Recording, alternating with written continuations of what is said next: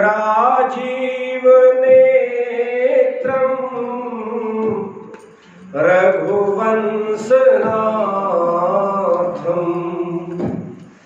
कारुण्यरूपम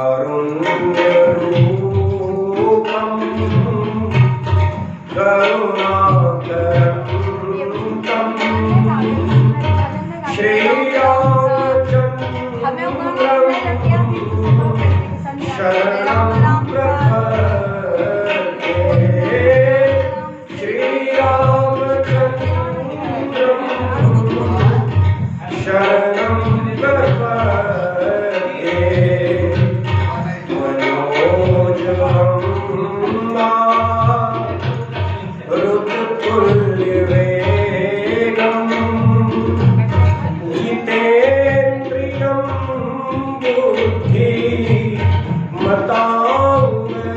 वरिष्ठं वातात्मजं नरेन्द्रमुख्यं श्रीरामदूतं शरणं प्रपद्ये श्रीरामदूतं शरणं प्रपद्ये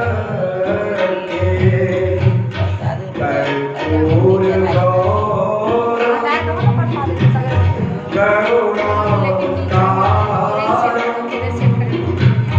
संसारसारं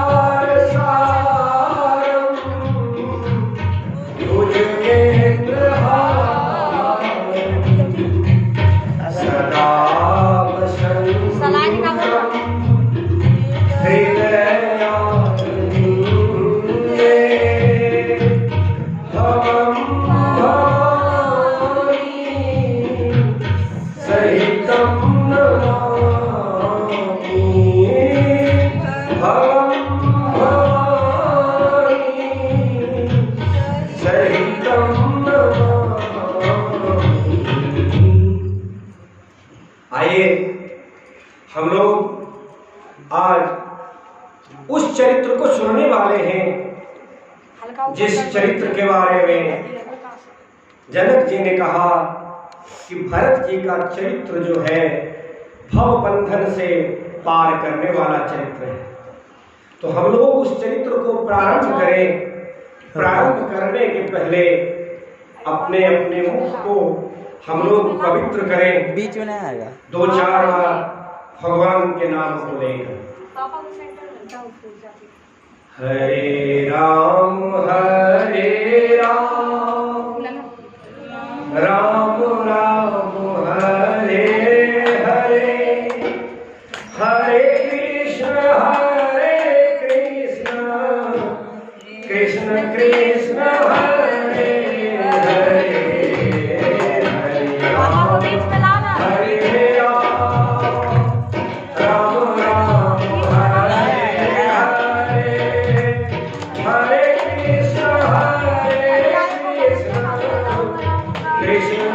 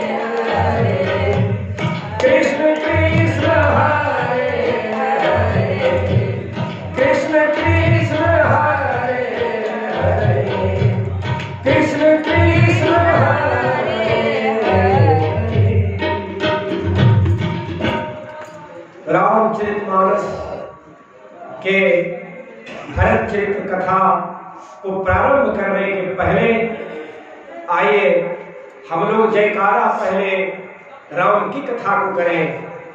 राम की कथा को सुनने से क्या होता है उसको हम लोग पहले समझें और उसके बाद हम लोग भरत कथा पर हम लोग बढ़ेंगे आगे। तो दिल खोल करके, जैसे कि हम लोग पिछले 2-3 दिन से जयकारा कर रहे हैं राम कथा की, आप लोग भी तालियों के सेवा के साथ बहुत ही प्रेम के साथ कहिए, जय श्री राम कथा, जय जय राम कथा, जय श्री राम कथा, जय जय राम कथा। इसे श्रवण कर मिट जाती है, इसे श्रवण कर मिट जाती है जन्म जन्म की जगह। जय श्री राम कथा, जय जय राम कथा, जय श्री राम कथा, जय जय राम कथा। राम कथा कलिकामत गाई, सुजन सजीवनी मूढ़ सुहाए। बुध विश्राम सकल जन रंजनी, राम कथा कलि कलुष त्रिभंजन। तेरा परमार्थ बन जाए, मेरा परमार्थ बन जाए। श्री नारद कर कथा, जय श्री राम कथा, जय जय राम कथा, जय श्री राम कथा, जय जय राम कथा। महामोहमयी शेष कराला, राम कथा कालिका कराला। राम कथा शशि किरण समाना, संत चतुर करहि पाना। पीकर तू भी अमर हो जाए, गाकर तू भी अमर हो जाए। श्री हनुमंत जथा, जय श्री राम कथा, जय जय राम कथा, जय श्री राम कथा, जय जय राम कथा। राम कथा कल विकट उठारी, सादर सुनो गिरिराज कुमारी। राम कथा सुंदर करतारी, संशय विहरो रावण हारी। तेरा सब संशय भागेगा, तेरा सब संशय भागेगा। मेरा सब संशय भागेगा। पार्वती कर कथा, जय श्री राम कथा, जय जय राम कथा, जय श्री राम कथा, जय जय राम कथा। एक परम बिरहाकुल सीता, शोषण कपि करप संगीता। रामचंद्र गुण भर रागा, सुनहि सीता कर दुख भागा। तेरा भी सब दुख भागेगा, तेरा भी सब दुख भागेगा। सीता कर कथा, जय श्री राम कथा, जय श्री राम कथा, जय श्री राम कथा, जय श्री राम कथा, जय जय राम कथा।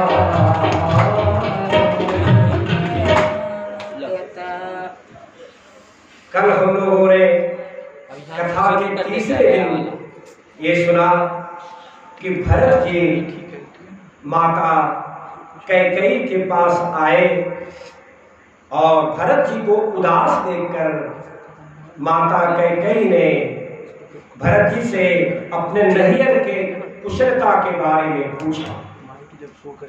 कथा हम लोग आप लोग सुने, इसके पहले गोस्वामी जी ने जो भरत चरित्र का फल कहा है, ये मैं बताना जरूरी आपको समझता हूं, जिसके कारण आप भरत चरित्र को आदर सावधानी के साथ सुनेंगे, क्योंकि भरत जी का चरित्र जो है आपको आज और कल जो कथा सुनने को मिलेगा, उस चरित्र का फल क्या है। माता सुनैना ने जनक जी को चित्रकूट में पूछा कि हमको भरत जी के चरित्र के बारे में कहिए। तो जनक जी ने भरत जी के चरित्र के कथा का जो फल कहा वो मैं आपको कहता हूं। जनक जी ने कहा कि सावधान सुनो सुमुखी सुलोचनी। भरत जी की कथा सावधान होकर सुनने की कथा है, क्योंकि एक एक क्षण में, एक एक चरित्र में, एक एक शब्द जो भरत जी के लिए कहे हैं या भरत जी ने जो कहे हैं, अगर उसमें कोई एक शब्द हमारे आपके समझ में आ जाए तो हमारे आपके जीवन की सार्थकता हो जाए। तो इसलिए करके भरत कथा के फल में जनक जी ने कहा कि सावधान सुनु सुमुखी सुलोचनी, भरत कथा भवबंध विमोचनी। संसार सागर का जो बंधन है उसको खोलने का कार्य भरत की कथा करती है। गोस्वामी जी ने भरत चरित्र सुनने का फल लिखा। भरत चरित्र करिनेम तुलसी जो सादर सुनहि। अभी हमने आपको क्या कहा कि एक वक्ता ने कहा कि सावधान होकर के सुनो। गोस्वामी जी ने कहा कि सावधानी के साथ साथ आदर की भी आवश्यकता है भरत की कथा सुनने में। इसलिए आप राम, जैसे हमने आपको कल भी कहा था, ये सोच करके कथा को सुनिए कि हम चलते हैं वहां पर जो राम की कथा हो रही है उस कथा को देख आवे। अपने भाव के धरातल को आप उस जगह पर पहुंचाइए और सावधानी के साथ भरत चरित्र की कथा को सुनिए। गोस्वामी जी ने कहा भरत चरित्र करिनेम तुलसी जो सादर सुनहि। जो आदर के साथ सुनेगा, नियम के साथ सुनेगा, तो फिर क्या होगा? तो होगा वो जो हम चाहते हैं, जो जीव चाहता है। जीव चाहता यही तो है कि जीव को परमात्मा से प्रेम हो, जीव संसार सागर से पार कर जाए। गोस्वामी जी ने कहा कि ये दोनों बात होगा। सिया राम पद प्रेम अवश्य होय। सिया राम के चरण के प्रति प्रेम अवश्य होगा। और एक और बात है जो अवश्य होगी, वो क्या? अवश्य होय भव रस विरति। जो संसार सागर का जो रस है, बंधन है, इसमें जो आसक्ति है, इससे विरक्ति होगी। क्योंकि ये संत की कथा है। भरत जी सबसे बड़े संत हैं।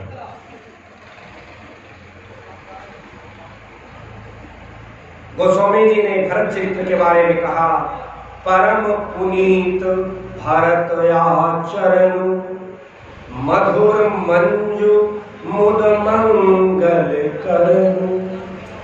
हरण कठिन कलि कलुष कलेशु महामोह निशिदलन दिनेशु। पाप पुंज कुंजर मृगराजु शमन सकल संताप समाजु। जन रंजन भंजन भव भारू राम स्नेह सुधाकर सारू। भरत जी का जो चरित्र है, वो जो आचरण है, वो परम पुनीत है, मंगल करने वाला है। और फिर कलयुग के जो कठिन क्लेश है उसको हरने वाला है। हम महामोह में जो फंसे हुए हैं, जीव को जो लगता है कि इस बार जो जन्म मिल गया यही हमारा संसार है, तो उसमें प्रकाश रूपी सूर्य है भरत जी का चरित्र।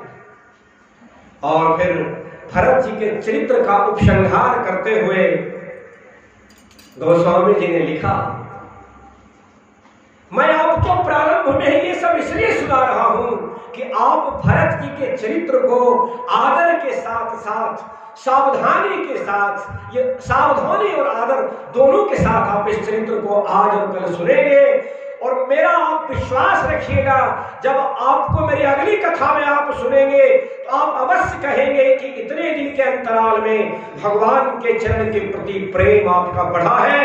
क्योंकि ये मैं नहीं कह रहा, ये भरत चरित्र का जो फल है, ये गोस्वामी जी ने कहा, ये शंकर जी ने कहा, ये याज्ञवल्क्य जी ने कहा, ये काकभूषुंडी जी ने कहा, ये सबने कहा। तो मैं भी आपको उसी विश्वास पे कहता हूं आपको, जब आप आज और कल 2 दिन भरत चरित्र को सुनेंगे तो 2 दिन के भरत चरित्र को सुनने के बाद राम और सीता जी के चरण के प्रति आपको प्रेम बढ़ेगा, इसमें कोई संदेह नहीं है। गोस्वामी जी ने उपसंहार करते हुए लिखा, सिया राम प्रेम पीयूष पूरण होत जन्म न भरत को। सिया राम प्रेम पीयूष पूरण होत जन्म न भरत को। मुनि मन अगम यमुनियाम शम तम विषम व्रत आचरत को। दुखदाह दारिद्र्यम दूषण शूयश विष अपहरत को। तुलसी से सठन हठि राम सन्मुख करत को। कलिकाल तुलसी से सठन हठि राम सन्मुख करत को। सिया राम प्रेम पीयूष पूरण होत जन्म न भरत को। होत जन्म न भरत को। गोस्वामी जी ने कहा कि सीता राम के प्रति कोई कितना प्रेम कर सकता है, इस बात को संसार कैसे जानता अगर भरत का जन्म न होता।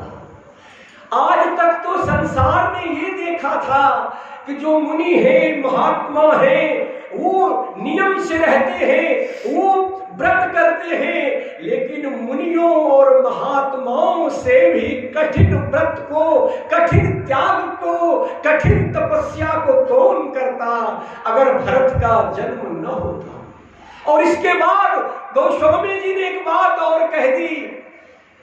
आपको मालूम है कि गोस्वामी जी के आराध्य श्री राम है, लेकिन गोस्वामी जी के आदर्श भरत जी हैं। गोस्वामी जी ने कहा कि अगर भरत जी का जन्म न हुआ होता तो इस तुलसीदास को, इस गोस्वामी तुलसीदास ने कहा कि मेरे जैसे सठ को सीताराम के सन्मुख होने का जो अवसर मिला। मैंने कल परसों ही 3-4 दिन पहले कहा था कि हनुमान जी गोस्वामी जी को लेकर के राम जी के लोक में चले गए थे, क्योंकि एक बार जब हनुमान जी बहुत दिनों के बाद राम जी के पास गए तो हनुमान जी को पूछा राम जी ने, हनुमान कहाँ थे इतने दिनों तक। हनुमान जी ने कहा कि प्रभु, धरती पर आपका एक भक्त आपकी कथा एक सामान्य भाषा में और गाने के पद्धति से इस हिसाब से इतना प्रिय लिख रहा है कि मुझे आपकी कथा को सुनने के लिए, उसकी कथा की रक्षा करने के लिए और उसकी रक्षा करने के लिए मुझे वहीं पर रहना पड़ा। भगवान ने कहा कि ऐसी बात है तो हम उस भक्त से मिलना चाहते हैं। हनुमान जी लेकर के गए गोस्वामी जी को वहां पर, जबकि गोस्वामी जी के जीवन में 3 बार और पहले भी राम जी मिल गए थे, लेकिन सीताराम जी के सन्मुख हनुमान जी ने कराया। और इस बात का श्रेय गोस्वामी जी ने दिया किसको? भरत जी को, क्योंकि भरत के चरित्र को कहते कहते सीताराम जी के चरण के प्रति गोस्वामी जी को इतना प्रेम हो गया कि भक्त और भगवान की दूरी समाप्त हो गई और भक्त और भगवान सन्मुख हो गए। इसीलिए तो उन्होंने उपसंहार करते हुए अयोध्या कांड जब समाप्त होने लगा तो लिखा उन्होंने, जो मैंने आपको भी सुनाया था कि सिया राम पद प्रेम अवश्य होए भवरस विरति। अवश्य होए मतलब बीच में है, मतलब क्या है कि सिया राम पद प्रेम भी होगा और भवरस से विरक्ति भी होगी। हमने आपको भरत चरित्र सुनने का फल और कथा का फल सुनाया। आइए हम लोग अब कथा को आगे बढ़ाते हैं। और जैसा हमने आपको कहा कि कल माता कैकेयी ने जब भरत जी को उदास देखा तो माता कैकेयी ने भरत जी से अपने नैहर की कुशलता के बारे में पूछी। जैसे पूछी तो भरत जी ने कहा, भरत जी अभी उदास हैं, मन में द्वंद्व चल रहा है कि हमने सपना जो देखा वहां पर, उसके बाद से जो 7 दिन आने में लगा, बाद में अयोध्या नगरी में हम पहुंचे, कोई हमसे बात नहीं कर रहा। अगर राज महल में भी कोई बात हुई है, कोई घटना घटी है तो हमसे तो बात करना चाहिए था, किसी ने मुझसे भी बात क्यों नहीं की? भरत जी ने कहा कि माता, नैहर में मतलब कई प्रदेश में सब कुछ ठीक है, सकल कुशल कही भरत सुनाई। और उसके बाद तुरंत पूछा माता से, पूछी निज कुल कुशल भलाई। अपने कुल की कुशलता, अपने कुल की भलाई के बारे में पूछा। कहूं कहतात, सबसे बारे में किसके बारे में? सबसे पहले भरत जी ने किसके बारे में पूछा? पिताजी के बारे में। कहूं कहतात कहां सब माता, कह सिया राम लखन प्रिय भ्राता। माता, मैं आपके महल में सबसे पहले इसलिए आया कि यहाँ पर पिताजी, सीताराम जी, लक्ष्मण जी, सब माताएं अधिकतर समय यहीं पर रहा करती थी। आज क्या हो गया है? परिदृश्य बदल गया, कोई नहीं है आपके महल में। गोस्वामी जी ने कहा, सुनी सुत बचन स्नेह में, कपट नीर भरी नैन। कपट का आंसू। धन्य है माता सरस्वती। आज माता कैकेयी को उन्होंने कितना भ्रमित किया कि ये आंसू भी जो भरत जी के सामने निकला है, ये सच्चाई का आंसू, सत्य का आंसू नहीं है, दुख का आंसू नहीं है, ये आंसू कपट का है। सुनी सुत बचन स्नेह में, कपट नीर भरी नैन। भरत श्रवण मन शूल सम, पापिनी बोली बै। आंख में आंसू लाकर के माता कैकेयी ने कहा कि तात बात में सकल संभारी। हे पुत्र, मैंने सारी बात संभाल ली थी और मेरी बात को संभालने में, पूरी प्रक्रिया को बनाने में भई मंथरा सहाय विचारी। यहां पर 2 दृष्टिकोण से इस पर आप विचार करें। पहला दृष्टिकोण पर जब मंथरा आई थी कैकेयी को कहने के लिए, और जब मंथरा के समझाने में माता कैकेयी आने लगी थी, तो मंथरा को माता कैकेयी ने कहा था कि मंथरा, तुमसे बड़ा मेरा कोई हितकारी नहीं है। यदि भरत युवराज बन जाएगा तो मैं तुमको उस प्रकार से रखूंगी जैसे आंख की पुतली को, आंख की पुतली आंख की जिस तरह से रक्षा करती है उस तरह से।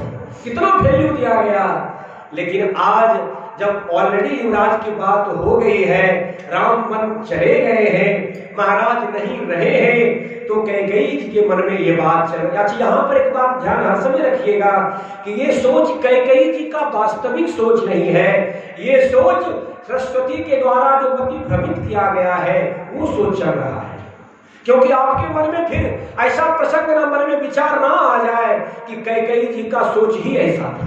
क्योंकि हमने कल भी आपको सुनाया कि कवितावली रामायण में गोस्वामी जी ने इसी बात को और थोड़ा क्लियर करने के लिए लिखा। जब राम जी कौशल्या माता को माता माता कहने लगे तो कौशल्या माता ने कहा कि बेटा, मैं तुम्हारी भलैया लेती हूँ, लेकिन बात सत्य ये है कि तुम्हारी माता कैकेयी है और मैं तो माता भरत की हूँ। इसका मतलब यही हुआ कि श्री राम को माता कैकेयी से, माता कौशल्या से भी अधिक प्रेम मिलता था। इसका मतलब ये भी है कि श्री राम माता कौशल्या से, अपने माता से भी अधिक प्रेम करते थे। तो अभी माता कैकेयी जो कह रही है, जो कर रही है, इस बात को खोला था भारद्वाज जी ने कि देवताओं ने जो उनको कराया, भाभी ने जो कराया, भाभी ने जो उनसे कहवाया, अभी वो वही कर रही है। तो जैसे ही माता कैकेयी ने कहा कि तात बात मैं सकल संवारी, भरत जी को लगा कि पूरी अयोध्या में उदासी है, राजभवन में उदासी है, मेरी माता ने कौन सी बात को संभाला। ये बात भरत जी के मन में प्रारंभ होगी कि कौन सी ऐसी बात मेरी माता ने संभाला। ये बात भरत जी सोच ही रहे थे कि कैकेयी जी ने आगे कहा कि कछुक काज विधि बीच बिगाड़ो, भूपति सुरपति पुर पर बुधार्यो। भरत जी को और भी विस्मय हो गया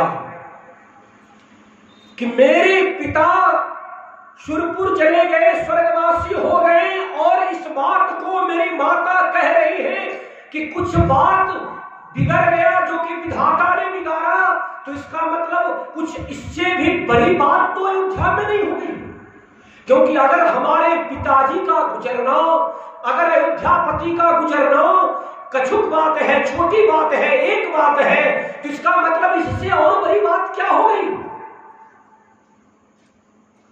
गोस्वामी जी ने कहा, सुनत भरत भय विवश विषादा, जनु सहमेव करके हरिनादा। ऐसे सहम गए जैसे सिंहनाद को सुनने के बाद बन के हाथी बन के अन्य जीव सिंघर जाते हैं कि वो सिंह से सामना हमारा होने वाला है, हमारा प्राण अब मुश्किल में है। ऐसे भरत जी सहम गए।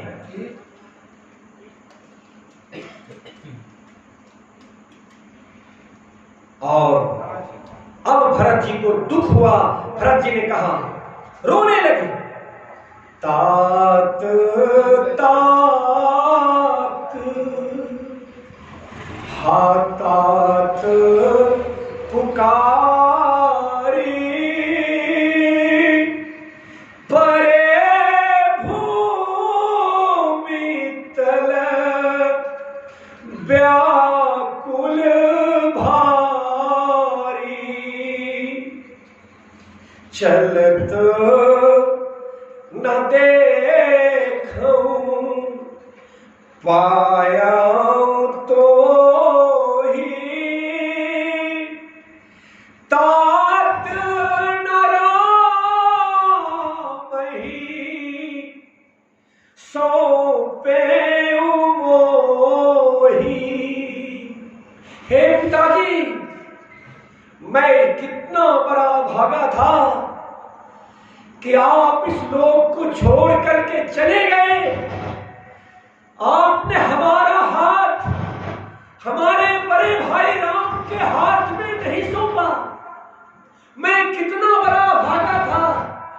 कि आपको जाते समय आपका दर्शन मुझे नहीं हुआ, आपने हमको राम के हाथ में भी नहीं सौंपा, मेरा सहारा कौन होगा? धैर्य रखा और फिर उठ करके माता कैकेयी को पूछा कि हे माता, पिताजी के मरने का कारण कहो, क्योंकि जहां तक मेरी जानकारी है पिताजी को कोई ऐसा रोग नहीं था, पिताजी कोई युद्ध में नहीं गए, फिर कौन सी ऐसी स्थिति परिस्थिति बनी कि पिताजी का निधन हो गया, पिताजी गुजर गए। जब माता कैकेयी ने ये देखा कि भरत को राम के प्रति इतना स्नेह है कि कह रहा है कि हे पिताजी, आपने जाते जाते मुझे राम के हाथ में नहीं सौंपा, तो इसका मतलब है कि मैंने जो भरत के लिए किया, भरत के लिए जो सोचा, वो कहीं वो दाव उल्टा तो नहीं पड़ जाएगा। गोस्वामी जी ने कहा कि सुनी सुत बचन कहती कैकेयी, मर्म पोछ जनु माहुर दे, आदि हिते सब आपनी करनी, कुटिल कठोर मुदित मन बरनी। बहुत ही प्रसन्न मन से सारी बात प्रारंभ से कि राम को युवराज देने की बात हुई, तैयारी बहुत दिनों से चल रही थी, मुझे नहीं बताया गया था। मंथरा ने फिर मुझे ये बात समझाया कि राम युवराज बन जाएगा तो मेरी स्थिति क्या होगी, तुम्हारी स्थिति क्या होगी। राजा के पास मेरे 2 वरदान थे और मैंने फिर दोनों वो वरदान मांगे।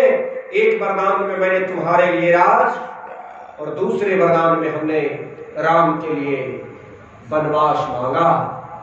राम के साथ लक्ष्मण और जानकी जी भी चले गए, वो दोनों यहां पर नहीं रहे। सारी बात भरत जी को माता कैकेयी ने बताई। जब राम जी लक्ष्मण जी और जानकी जी के बन जाने की बात भरत जी ने सुनी, गोस्वामी जी ने लिखा, भरत ही बिसरे पितु मरण। अभी तक जो पिताजी के मरने का गम था उसकी विस्मृति हो गई। जब एक दुख से बड़ा कोई दूसरा बहुत बड़ा दुख आ जाता है तो छोटा दुख की स्मृति नहीं रहती, आदमी भूल जाता है। जब आप कभी देखेगा आपको चोट लगेगी, आप एक्सीडेंट किए हुए हैं तो शुरू में जो छोटा चोट है आपको वो दिखाई पड़ता है, और बाद में जब ये आपको पता चलता है कि आपका तो हाथ टूट गया है तो फिर हाथ टूटने वाला दुख याद रहता है, जो खरोच आई थी उसकी स्मृति नहीं रहती। जब भरत जी ने ये सुना कि मुझे युवराज बनाने के लिए राम जी को वन भेजा, मेरी माता ने उस वरदान का इस्तेमाल मुझे युवराज बनाने के लिए कर दिया, और राम जी को याद करते करते मेरे पिताजी नहीं रहे, और इसका पूरा कारण मैं हूं। मेरे माता के मन में हमारे पुत्र होने का, मेरे प्रति जो पुत्र का प्रेम है ये इतना हो गया कि आज राम से प्रेम नहीं रहा, अपने पति से प्रेम नहीं रहा। गोस्वामी जी ने कहा, भरत ही बिसरे पितु मरण, सुनत राम बन गौन, हेतु अपन पहुजान जिया, थकित रहे धरि मोन। अब भरत जी के पास कोई शब्द नहीं, मुंह से कोई आवाज नहीं निकल रही है। भरत जी की विकलता को देख करके माता कैकेयी समझाती हैं और भरत जी के अंदर में माता कैकेयी के समझाने के कारण अब क्रोध उत्पन्न हो रहा है। जैसे जैसे समझाने का प्रयास किया जा रहा है, भरत जी अंदर से क्रोधित हो रहे हैं और क्रोध की सीमा अब इतनी बड़ी है कि भरत जी ने माता कैकेयी को ऐसे ऐसे शब्द कहे। भरत जी ने सोचा कि अगर मेरे कारण, मेरे पुत्र भाव के कारण मेरे माता के मन में ये बात आई कि राम को वन भेज दिया जाए, तो आज मैं फिर इस तरह की बात कर लेता हूं कि पुत्र भाव ही समाप्त हो जाएगा। और फिर माता कैकेयी को ऐसे ऐसे शब्द कहे जिस शब्द का प्रयोग कोई भी पुत्र करता नहीं। माता कैकेयी को सारी दिल की बात, दुख की बात, जो मन में आया कहने का कह करके वहां से माता कौशल्या के पास जा रहे थे कि उधर से उन्होंने देखा क्या कि इस उदास अयोध्या के राजमहल में बहुत ही सज सवर कर मंथरा आ रही। शत्रुघ्न जी ने देखा, शत्रुघ्न जी ने तो भरत जी के साथ सुना ही था कि भाई मंथरा सहाय बिचारी, इसका ही हाथ है। एक लात मारा, गिर पड़ी, क्रोध शांत नहीं हुआ, छोटी को पकड़ा खींचने लगे। भरत जी ने कहा शत्रुघ्न छोड़ दो, भैया को ये अच्छा नहीं लगेगा कि तुम मंथरा को तुम दंडित कर रहे हो।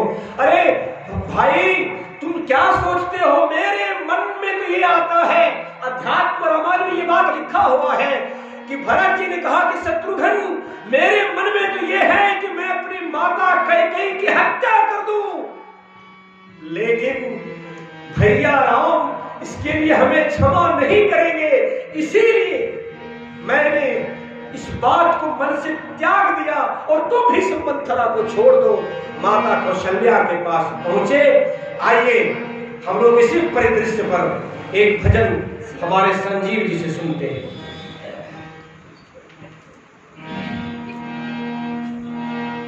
जननी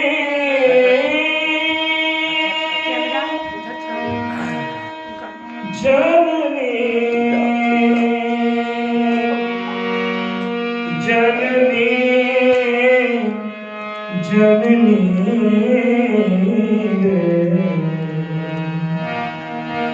जननी अब ना जियब बिनु राम, अब ना जियब बिनु राम, अब ना जियब बिनु राम। जननी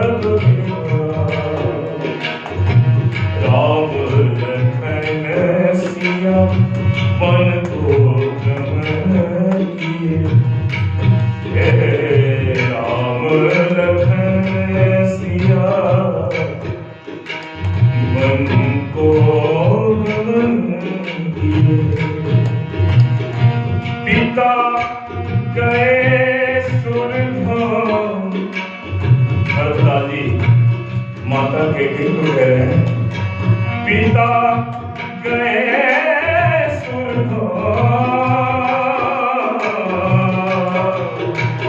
अब न जियब बिनु जननी, अब न जियब बिनु अब न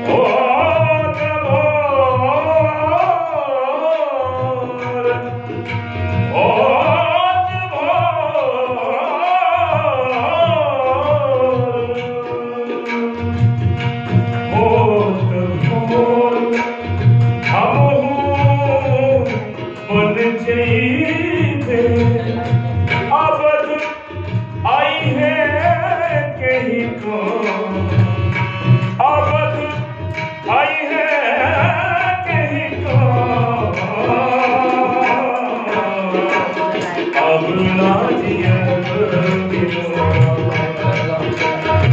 जननी अब ना जियब बिनु अब ना जियब बिनु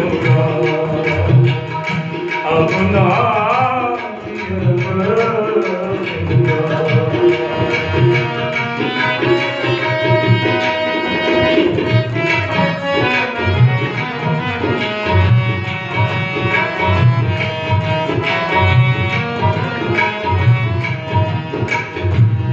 सुर नर मुनि सब दोष दे तुम्हें सुर नर मुनि सब दोष दे तुम्हें नहीं कियो भल काम नहीं कियो भल काम अब ना जियब बिनु अब ना जियब बिनु कपटी कुटिल कुबूधिया क्या क्या न कर दिया माँ के गई को भरत ने कपटी कुटिल कुबूधिया कपटी कुटिल कुबूधिया कौन हरो तेरो ज्ञान कौन हरो तेरो ज्ञान अब ना जियब बिनु जननी अब ना जियब बिनु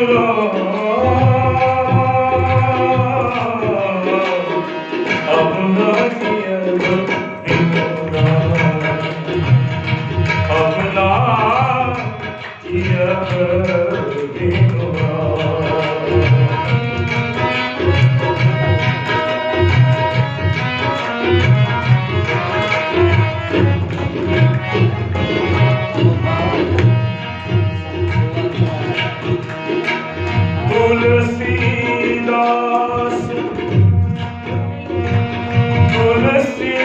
तुलसीदास सोचत है मन में तुलसीदास सोचत मन में भयो विधाता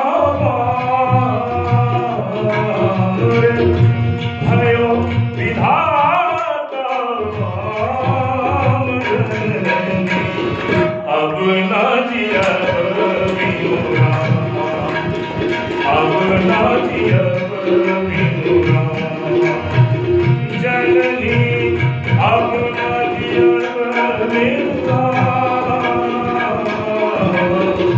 अब ना जियब बिनु राम लखन सिया मन को गमन किया राम लखन सिया मन को गमन किया पिता गए सुरधार पिता गए सुरधार अब ना जियब बिनु जननी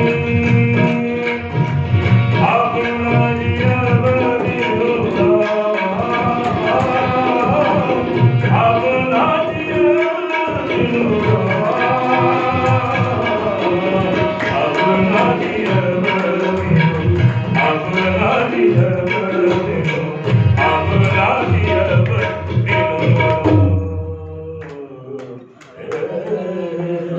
बोले श्याम रामचंद्र की जय। माता कैकेयी का ही जो चयन हुआ था इस पूरे प्रसंग में, तो जो अन्य शास्त्रों में कुछ रहस्य है, मैं आपको पहले कहता हूं। क्या हो गया? पद्म पुराण में ये प्रसंग आया है कि बचपन में राम जी बच्चों के साथ गेंद खेल रहे थे और गेंद को एक बार इस प्रकार से फेंक दिया गया कि माता कैकेयी के पास वो गेंद पहुंच गया। अब वहां पर जाने को तैयार कोई नहीं था। राम जी खुद गए, माता कैकेयी ने उनका आंख पीछे से बंद कर लिया। पूछा, बताइए माता, मैं कौन? माता कैकेयी ये सोच नहीं सकती थी कभी कि ये राम भी ऐसा कर सकते हैं। तो माता कैकेयी ने कहा कि अगर मैं बता दूं तो? राम जी ने कहा कि फिर आप जो कहेंगे, और अगर आपने नहीं बताया तो राम जी ने कहा कि फिर मैं जो कहूंगा, एक काम करना पड़ेगा। माता कैकेयी ने राम जी का नाम नहीं लिया, क्योंकि माता कैकेयी ये सोच नहीं सकती थी कि राम जी आकर के हमारा आंख बंद कर दें। तो बोले, माता मेरा एक काम आपको करना पड़ेगा, मुझे बन जाना है। जब मेरा उम्र इतना हो जाएगा, नहीं राम मैं ये काम नहीं करूंगा, मुझे कलंक लगेगा। बोली, माता मेरा बन जाने में बहुत बड़ा कार्य है और आपके अलावा ये कार्य मेरा कोई नहीं कर सकता। और हे माता, आप हमको अतिशय प्रेम करती हैं, मैं भी आपको अतिशय प्रेम करता हूं। तो जो गुप्त बात है, अपने दिल की बात कोई उसी को बताता है जो अतिशय प्रेमी होता है। आपको माता मेरे लिए ये कार्य करना पड़ेगा। राम जी के प्रेम में बंध करके माता कैकेयी ने इस बात में हाँ भर दी कि ठीक है राम, हमको कलंक लगे तो लगे, दुनिया वाले लोग हमको जो कहें सो कहें, लेकिन तुम्हारी बात को, तुम्हारे कार्य को मैं अवश्य करूंगी। ये एक रहस्य है। दूसरा आपको कारण बताता हूं मैं। आप जानते हैं कि स्वर्गलोक में जो गंधर्व है उसके हेड है विश्वावसु। एक बार अयोध्या में आए और अयोध्या में आकर के गान किया। आप जानते ही हैं कि माता कैकेयी और दशरथ जी इंद्र के सहायता के लिए युद्ध में गए थे, इस कथा को आप जानते हैं। तो उनका कार्यक्रम इतना अच्छा हुआ कि माता कैकेयी ने उन्हें कहा कुछ दिन रहने के लिए। छेपक में गोस्वामी जी ने यह प्रसंग लिखा, एक दिन विश्वावसु तहां कियो का गान गंधर्व, सुन प्रसन्न हवै स्वपुर, कहो रहन हित सर्व। सबकी इच्छा के लिए कहा कि एक काम करो विश्वावसु, तुम कुछ दिन और यहां रहो और कुछ दिन और कार्यक्रम होने दो। विश्वावसु ने कहा कि महारानी, मैं अपने इंद्र के कहे हुए, हमारे जो निर्देश जिनसे हमें मिलता है उनके कहे बिना हम नहीं रह सकते। सो कहे इंद्र निदेश बिन, मैं ना सकत रही अंत। तो कैकेयी ने कहा कि इंद्र की परमिशन चाहिए। अरे इंद्र तो कुर्सी पर वहां पर है इसलिए कि हमारे महाराज ने सहायता की है। मेरे महाराज जब स्वर्गलोक जाते हैं तो आधा भाग इंद्र खाली कर देता है। ठीक है, मैं एक पत्र लिख करके भेजता हूं। कहो कैकेयी बसत है हमरे बल सुरकंत, हमरे आबत ऋष करत अस तुम गए मुटाए, पढ़े पत्रिका बाँच कर सुनि नृप रहे चुपाए। पत्र भेजा गया स्वर्गलोक में, इंद्र ने पढ़ा, इंद्र के पास अब कोई उत्तर नहीं था। मन में समझे कैकेयी लिख पढ़े बचबंक। इंद्र ने मन में सोचा कि ऐसी बात है, कैकेयी ने मेरे लिए ऐसा किया है, हमरे लागी घात तब हम हूं देव कलंक। हम भी अब कुछ ऐसी योजना बनाएंगे जिससे कैकेयी को कलंक मिले। समय का इंतजार हम करते हैं। और फिर विश्वावसु के लिए इंद्र ने कहा कि लिख पढ़यो विश्वावसु ही करो कहे नृप जोई। जो दशरथ जी कहते हैं, जो राज परिवार कहता है, करो। और विदा करे तब आइयो, समुझी बूझी तुम सोई। जब तक कहे रहने के लिए तब तक तुम अयोध्या में रहो, जब विदा करेंगे तब आइए। तो समय के इंतजार में इंद्र भी थे कि माता कैकेयी को कलंक हमको देना है। तीसरी बात यह भी है, आप जानते हैं कि जब विश्वामित्र जी ऐसे महामुनि आए राम को कुछ दिन मांगने के लिए, तो प्रारंभ में महाराज तैयार नहीं हुए, तो फिर कौन था धरती पर जिसके बात के सामने में महाराज दशरथ लाचार होकर के वन भेज देते राम को? वो तो सिर्फ उस कुल की मर्यादा थी, महाराज की मर्यादा थी कि दिए हुए वचन से उस कुल के व्यक्ति फिरते नहीं हैं, तो उस वचन से बंद करके उन्होंने राम को वन जाने दिया। ये 3 रहस्य अभी तक हमारे जानकारी में आया, और आगे की कथाओं में अगर कुछ और भी रहस्य आता है तो आपको हम शेयर करेंगे, आपको हम बताएंगे। माता कैकेयी से सारी बात सुनने के बाद, माता कैकेयी को भला बुरा कहने के बाद, वहां से तुरंत माता कौशल्या के पास भरत जी आए लक्ष्मण जी के साथ, क्योंकि भरत जी के मन में ये बात आई कहीं ऐसी बात तो नहीं कि माता कौशल्या भी ये सोचती हो कि इस पूरे घटना चक्र में, घटनाक्रम में मेरी भी सहमति है। जैसे ही माता कौशल्या के घर के दरवाजे पर भरत जी आए, माता कौशल्या तो भरत जी को जानती थी, भरत जी को देख करके उठने का प्रयास किया, लेकिन साथ साथ 14 और 6 20 दिन भगवान के बन जाने का हो गया था, और 14 दिन हो गया था महाराज के जाने का। तो 14 दिन खाए पिए बगैर स्थिति ऐसी नहीं थी कि भरत जी से उठ करके मिल सके। उठने का प्रयास किया, गिर पड़े। गोस्वामी जी ने लिखा इस प्रसंग पर, भरत ही देखी मातु उठी धाई, मूर्छित अबनि परी जयाई।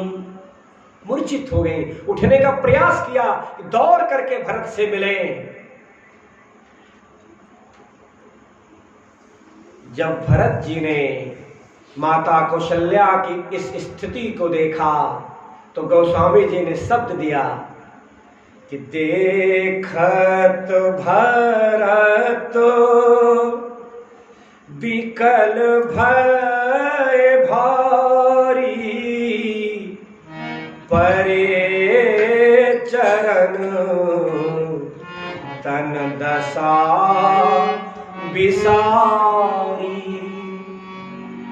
भरत जी माता कौशल्या के चरण में जाकर के गिर पड़े और माता कौशल्या को कहा कि मातु तात कहाँ देहु दिखाई, कहाँ सिया राम लखन दो भाई,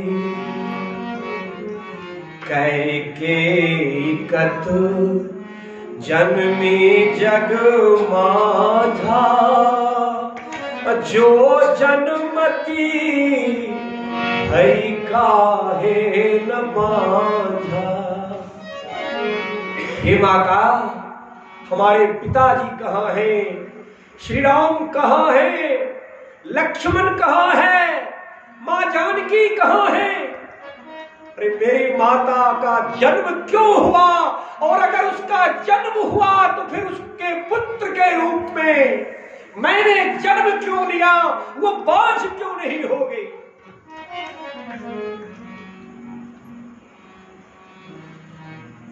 भरत जी के बात को सुन करके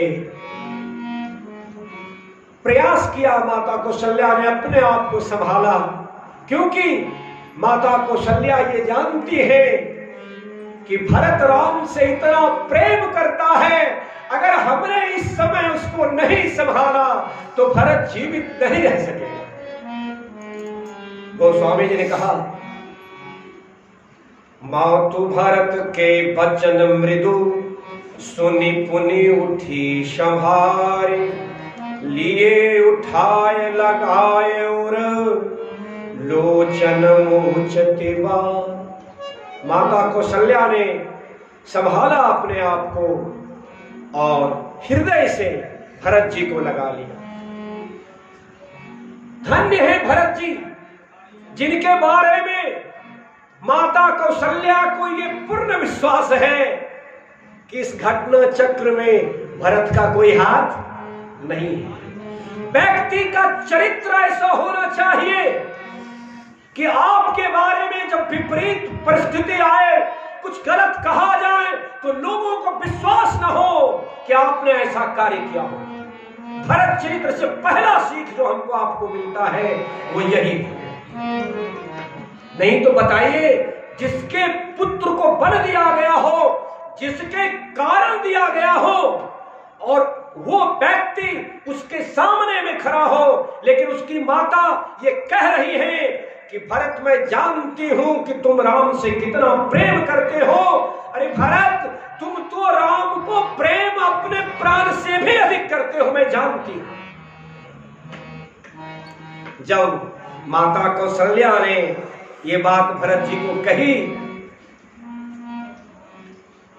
और माता कौशल्या ने भरत जी को यह भी बताया कि राम जी ने कैसे बलकल वस्त्र धारण किया, लक्ष्मण जी ने कैसे वस्त्र धारण किया, माता जानकी ने कैसे वस्त्र धारण किया,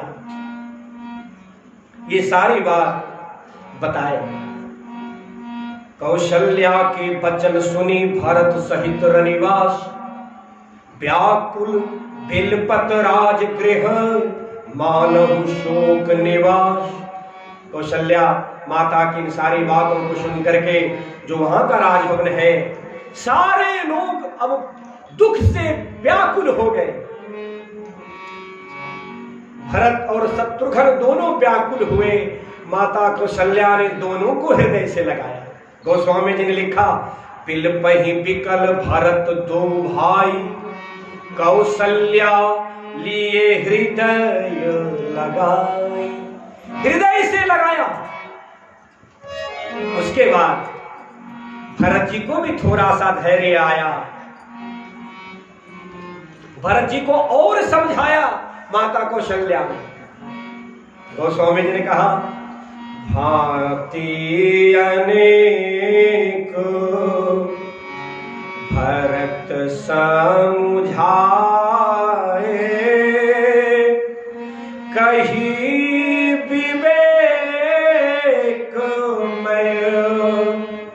वचन सुनाए।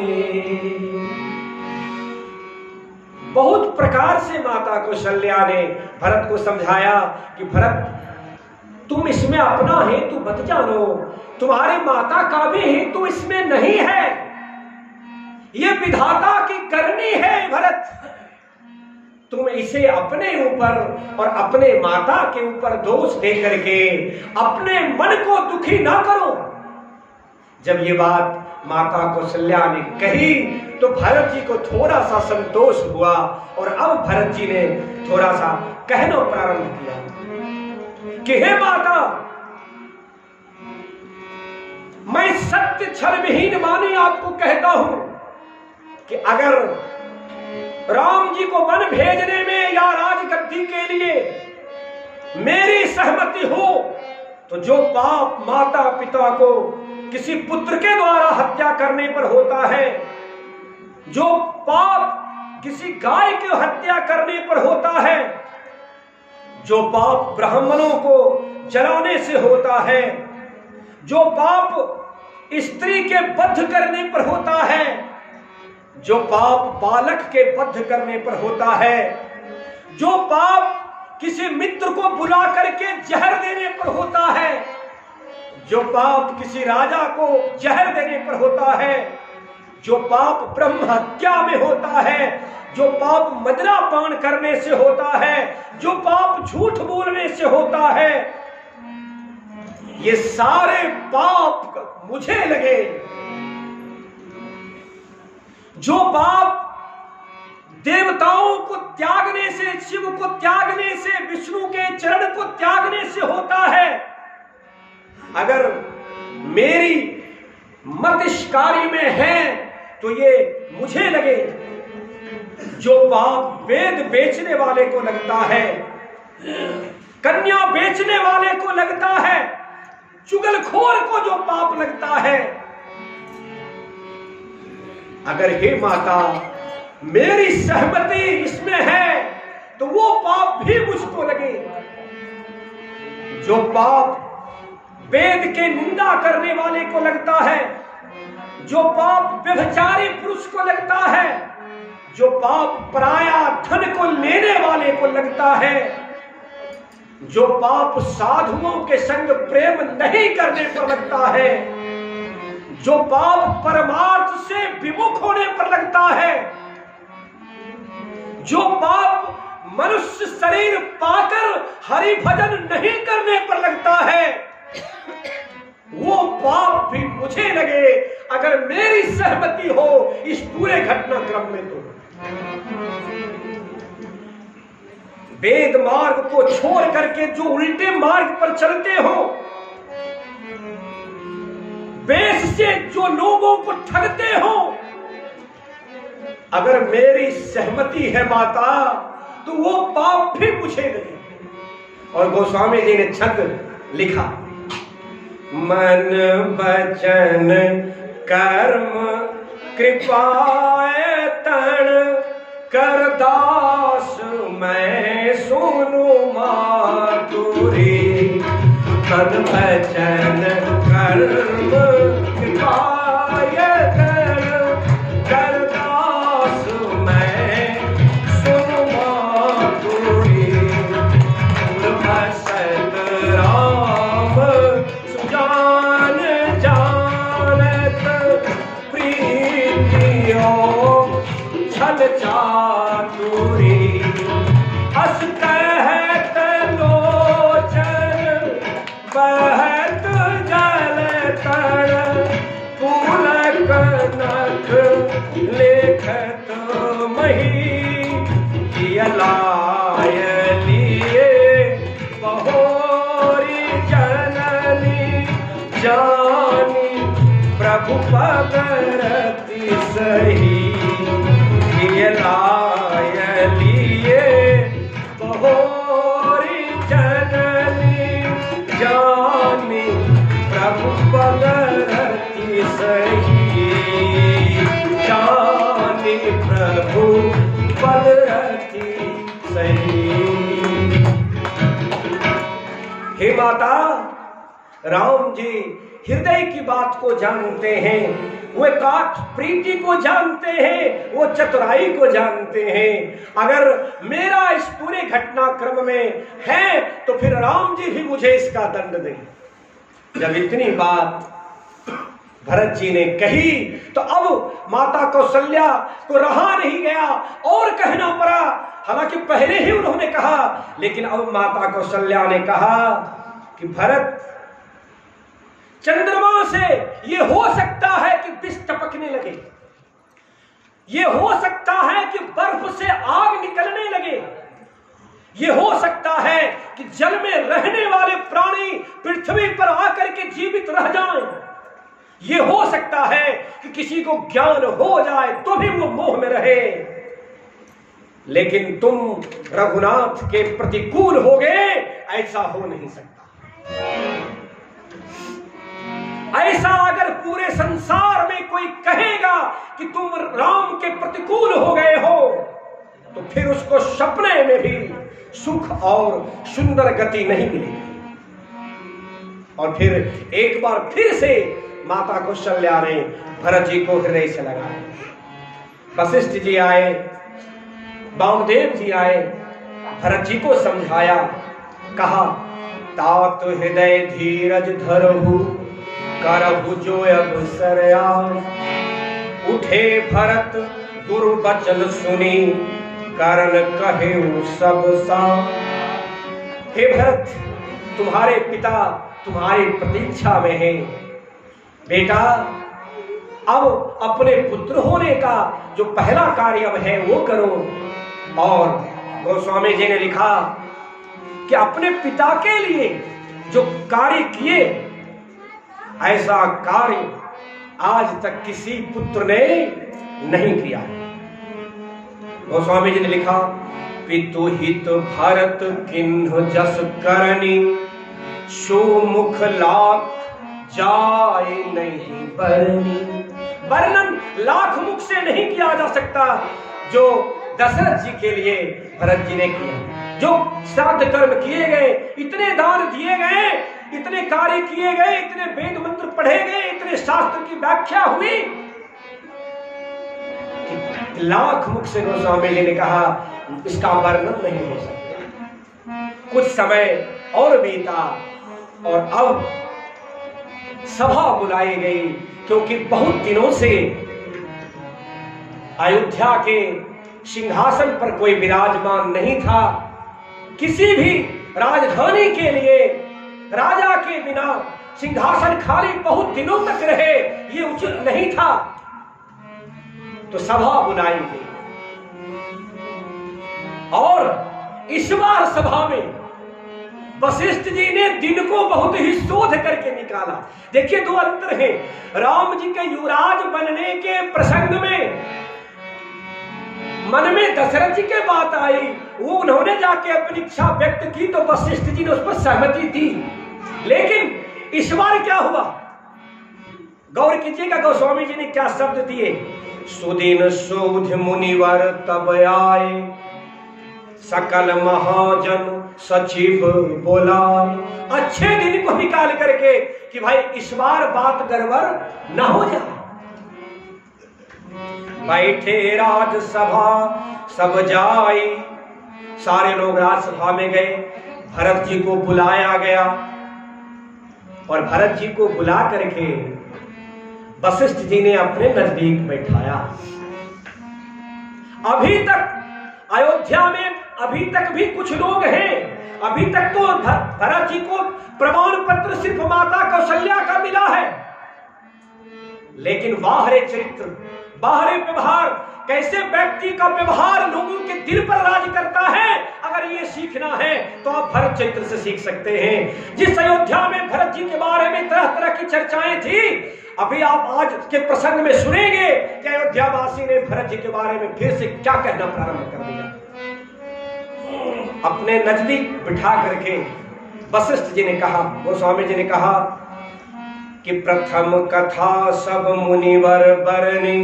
राजसभा लगी हुई है, सारे लोग वहां पर हैं, मंत्री हैं, महत्वपूर्ण लोग हैं, और वशिष्ठ जी ने सारी बात फिर से जो है बताई भरत जी को। कई कई कुटिल किन्ह जस करनी। और उसके बाद वशिष्ठ जी ने कहना प्रारंभ किया। सुनिएगा कितना देर तक वशिष्ठ जी बोलते रहे।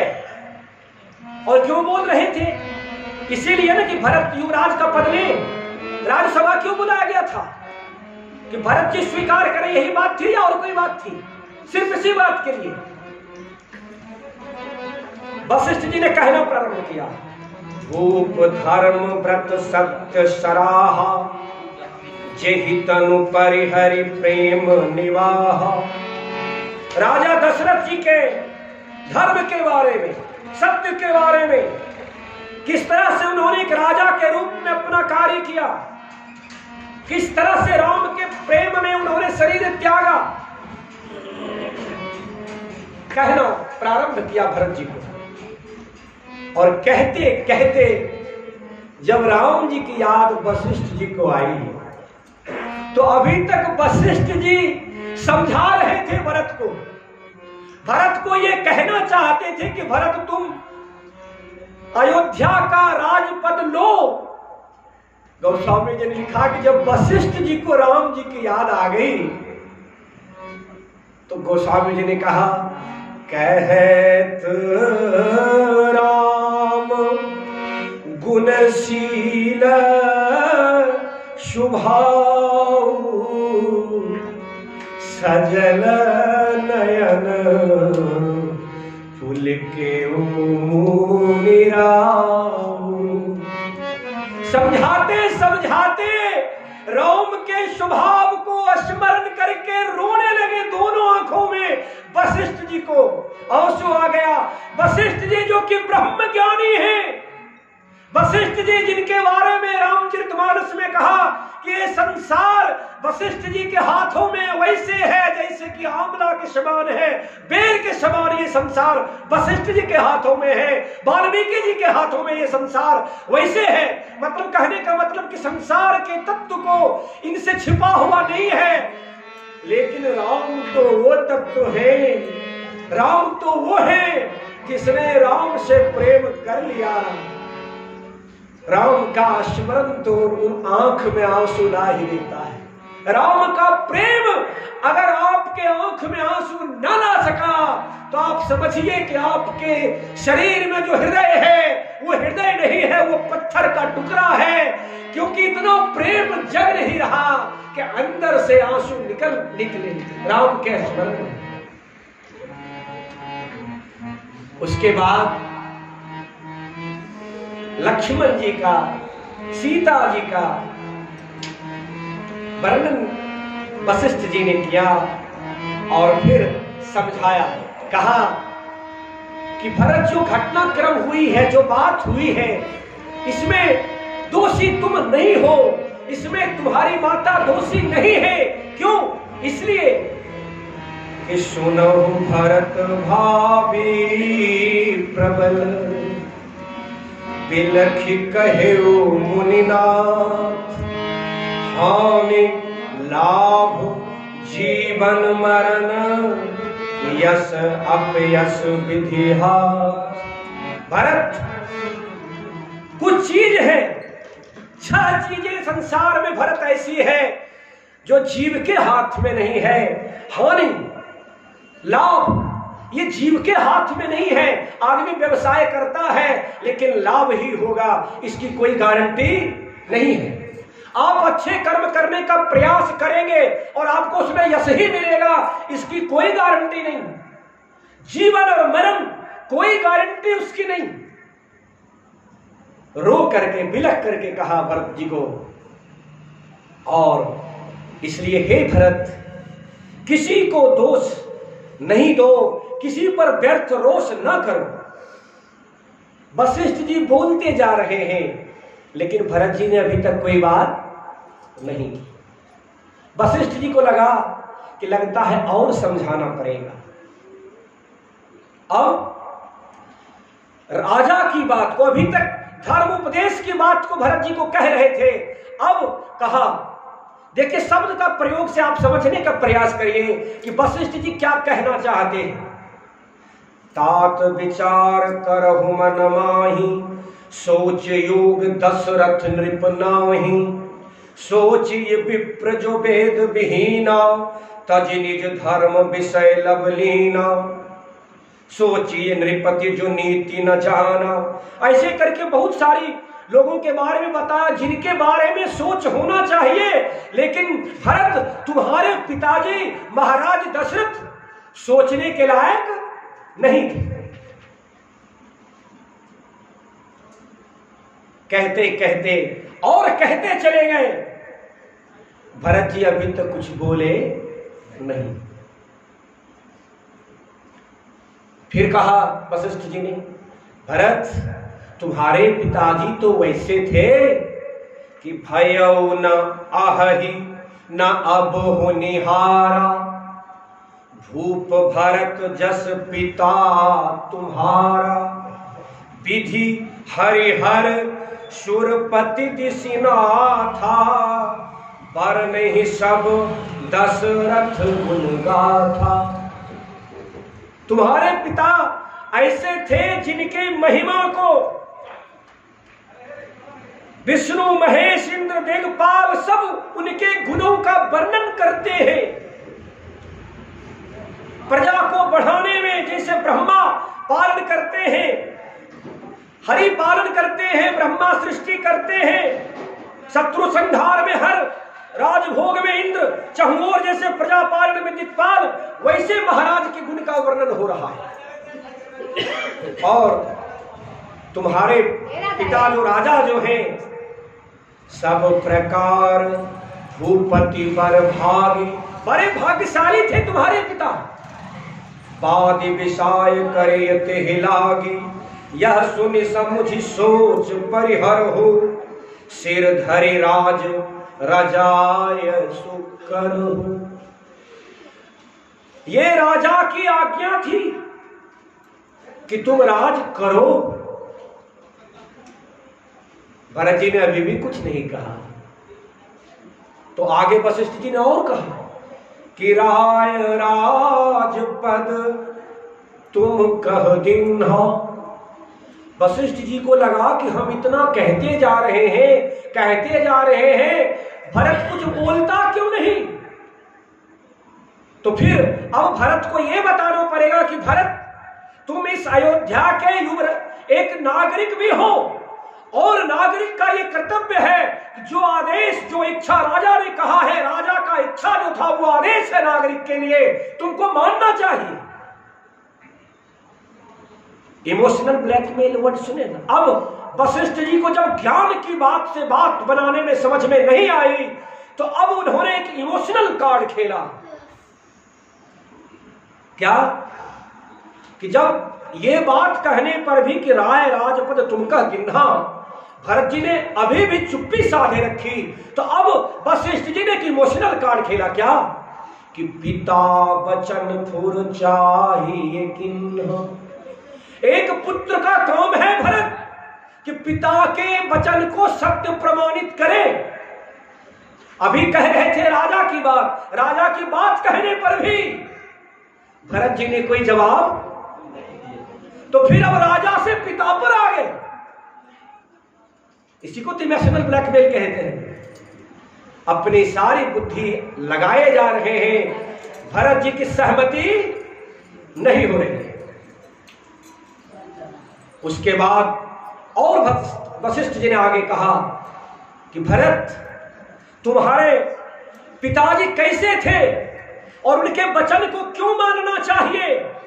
क्योंकि उन्होंने वचन के निर्वाह के लिए अपने प्राण को त्यागा, इसलिए उनके वचन को तुमको मानना चाहिए। करहु शीस धरि भूप रजाई, है तुम कह सब भांति भलाई।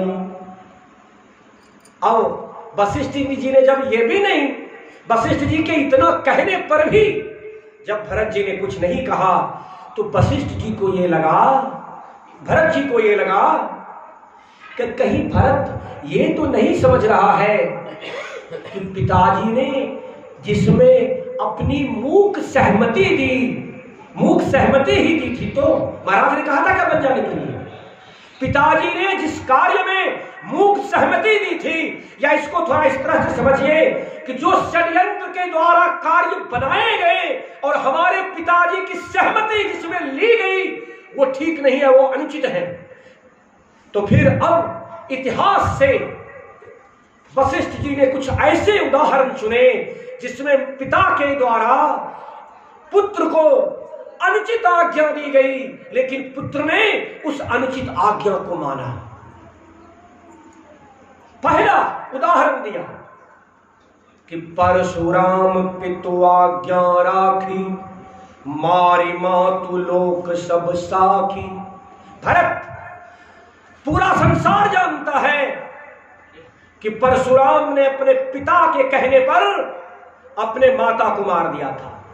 अब बताइए मुझे, ये लोकाचार में ये आज्ञा उचित है या अनुचित है? बताइए, उचित है या अनुचित है? अनुचित है। लेकिन भरत, परशुराम को संसार वाले ने कुछ नहीं कहा, उसके ऊपर कोई अपयश नहीं आया, क्योंकि ये पिता की आज्ञा थी। ये कहने के बाद भी भरत जी ने कुछ नहीं कहा। वशिष्ठ जी को लगा कहीं भरत ये तो नहीं कह देगा कि परशुराम की तुलना आप मुझसे न करिए, क्योंकि परशुराम तो भगवान के अवतार हैं और आप भगवान का उदाहरण मेरे साथ दे रहे हैं। अब उन्होंने एक दूसरा उदाहरण दिया, एक ऐसा एग्जाम्पल दिया जो कि भरत जिसको काट न सके, वो भगवान नहीं था। कहा, भरत तनय ययाति हियो बन दयो, पितु आज्ञा आघ आयस न भयो। महाराज एक राजा थे ययाति। भरत संसार कथा जानता है कि ययाति को जब वो वृद्ध हो गए और काम वासना से संतुष्टि नहीं हुई, उन्होंने कहा कि कैसे हम फिर से जवान बन जाएं। तो उपाय बताया गया कि अगर आपका कोई पुत्र आपको जवानी दे तो वो आपका बुढ़ापा कोई ले और कोई आपको जवानी दे तो ये संभव है। तो महाराज पुरु ने अपनी जवानी अपने पिता को दी और महाराज पुरु को इसका अभ्यास नहीं हुआ क्योंकि ययाति का ये आदेश था, ये इच्छा थी। तो दो ऐसे उदाहरण दिए जो कि उचित नहीं थे, लेकिन पुत्र ने माना और पुत्र ने माना तो संसार ने उनको अपयश नहीं दिया क्योंकि पिता की ये आज्ञा थी। ये उदाहरण देने के बाद भी भरत जी ने कुछ नहीं कहा।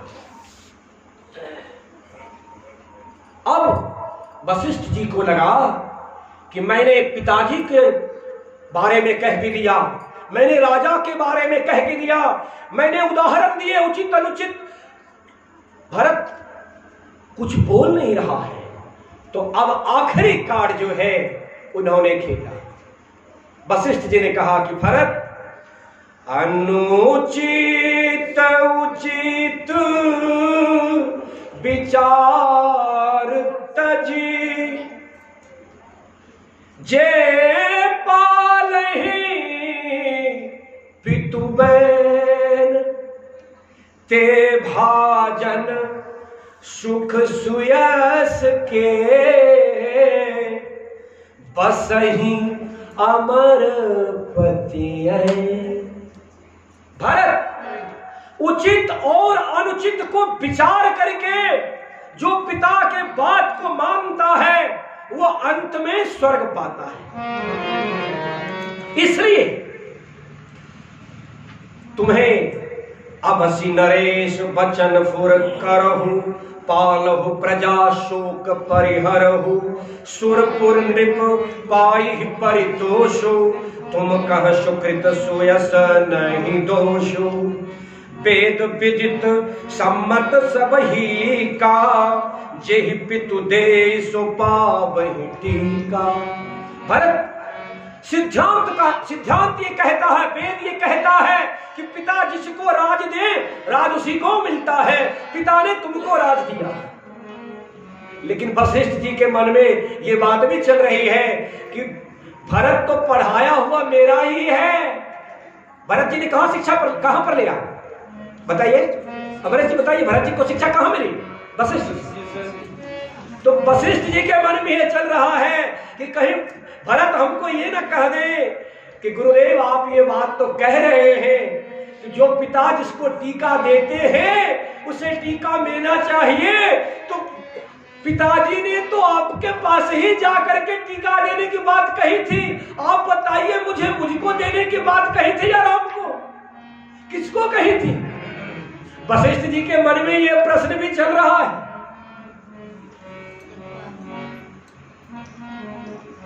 वशिष्ठ जी ने और कहा करहु राज तुम परिहरहु गलानी मानहु मोर। अच्छा सूत्र यहां पर यही है, गौर करिएगा। वशिष्ठ जी ने क्या कहा? वशिष्ठ जी इस बात को जानते थे कि अगर हम भरत को ये आदेश देंगे कि तुमको राज लेना है तो भरत को राज लेना होगा। तो भरत को आदेश उन्होंने नहीं दिया। शब्द पे गौर करिएगा, क्या लिखा गोस्वामी जी ने कि मानहु मोर बचन हित मानी, तुम्हारा हित होगा इस बात को समझते हुए तुम मेरी बात को मानो। ये आदेश है क्या? इसको बोलते हैं उपदेश। क्या बोलते हैं इसको? उपदेश। जो प्रजा है वहां जो लोग हैं वो ये समझ रहे हैं कि वशिष्ठ जी जो कह रहे हैं ये आदेशात्मक है, लेकिन भरत जी इस बात को समझ रहे हैं। गोस्वामी जी ने भी सूत्र दे दिया कि वशिष्ठ जी जो कह रहे हैं वो आदेशात्मक नहीं है, ये उपदेशात्मक है। वशिष्ठ जी कहते कहते थक गए भरत जी ने अपनी हामी नहीं भरी। अब वशिष्ठ जी ने सुमंत जी की तरफ देखा कि मैं इतना देर से कहता जा रहा हूं, कहता जा रहा हूं, कहता जा रहा हूं, भरत तो कुछ बोलता नहीं, आप ही कुछ कहिए, क्योंकि आप तो महाराज के मित्र सरीखे थे। जो पिता का मित्र होता है वो भी पिता के समान ही होता है। एक बात जान लीजिए, संसार में 3 माताएं, शास्त्र जो कहता है कि किसी व्यक्ति के लिए 3 स्त्री माता के समान है, अपनी माता, गुरु की पत्नी और आपके मित्र की माता। और उसी प्रकार से पिता के समान, गुरु तो भगवान ही है, आपके पत्नी के पिता आपके पिता के समतुल्य हैं, और आपके पिता तो आपके ही पिता हैं, और आपके पिता के मित्र भी पिता के जैसे ही है। सुमंत जी आप कुछ कहिए। देखा वशिष्ठ जी ने वहां, गोस्वामी जी ने कहा कि कीजिए गुरुआय शुभ सी। सुमंत जी ने कहा कहि सचिव कर जो। सुमंत जी ने हाथ जोड़ करके कहा कि जो गुरुदेव ने आपको कहा ये अवश्य करना चाहिए। अच्छा, कहते कहते वशिष्ठ जी ने यह भी कह दिया था, क्योंकि देख रहे थे कि भरत कुछ बोल नहीं रहे हैं, तो वशिष्ठ जी ने लास्ट में यह भी कह दिया कि भरत अगर ऐसी बात है तो राम जब आएंगे तो तुम उनको राज सौंप देना। ये कहने के बाद भी भरत जी ने हाँ नहीं कहा। तो अब सुमंत जी ने कहा कि जैसा गुरु कह रहे हैं वो आपको करना चाहिए। भरत जी ने कुछ नहीं कहा। अब सारी सभा ने कातर दृष्टि से माता कौशल्या की तरफ देखा। सभा में आज तक जो लोग थे वो देखते आ रहे थे कि वशिष्ठ जी जो कहते हैं इस राजमहल में, इस सभा में 1-2 पंक्ति में कह देते हैं और वो बात होता आ रहा है। वशिष्ठ जी आज कहते आ रहे हैं, भरत जी उस पर हाँ नहीं कहे, सुमंत जी कह दिए, तो भरत जी ने अपने हाँ में नहीं भरी। तो अब कोई अगर कुछ कर सकता है तो वो माता कौशल्या है। भरत जी सुनते आ रहे हैं, सुनते आ रहे हैं, सुनते जा रहे हैं। उनके अंदर में दुख रूपी अंकुर अब बढ़ता चला जा रहा है। वशिष्ठ जी के बात पर सुनते रहे, सुमंत जी की बात पर सुनते रहे, लेकिन जब माता कौशल्या ने कहा, माता कौशल्या ने कहा क्या कि कौशल्या धैर्य धीरज कहई पूत पथ्य गुरुआयसु अहई सो आदर्य करिय हित मानी तजिय विषाद काल गति जानी बन रघुपति सुरपुर नर नाहु तुम यही भांति तात कदराहु परिजन प्रजा सचिव सब अम्बा तुम ही सुत सब कर अवलंबा। भरत, जो गुरु की आज्ञा है वो तुम्हारे लिए पथ्य है। पथ्य किसको बोलते हैं? जब कोई व्यक्ति पहले रोग से ग्रसित हो जाता था और रोग ठीक होने के बाद जो भोजन दिया जाता था, पहला भोजन, उसको लोग पथ्य कहते हैं। जैसे ही ये बात माता कौशल्या ने कही, भरत जी अब व्याकुल हुए, क्योंकि वशिष्ठ जी ने कहा कोई बात नहीं, सुमंत जी ने कहा कोई बात नहीं, माता कौशल्या ने कह दिया कि मेरा रोग ठीक हो गया। पथ्य कब दिया जाता है? रोग ठीक होने के बाद ना। भरत जी व्याकुल हुए और गोस्वामी जी ने लिखा, सानी सरल रस मातु वाणी सुनी भरत व्याकुल भये। सानी सरल रस मातु वाणी सुनी भरत व्याकुल भये। लोचन करोरोह श्रवत सीजत विरह उरयंकुर नये। सो